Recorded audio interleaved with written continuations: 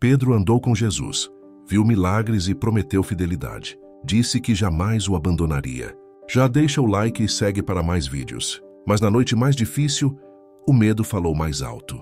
Diante de perguntas simples, Pedro nega Jesus. Uma vez, 2 vezes, 3 vezes, o galo canta. E Pedro se lembra das palavras de Jesus. Ele sai e chora amargamente.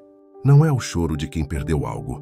É o choro de quem falhou consigo mesmo. Pedro cai, se sente indigno e acredita que acabou. Mas Jesus não desiste. Depois da ressurreição, ele chama Pedro pelo nome. Não o acusa, o restaura. Essa história ensina: errar não te elimina. Cair não define o fim. Quando há arrependimento, Deus transforma a queda em recomeço.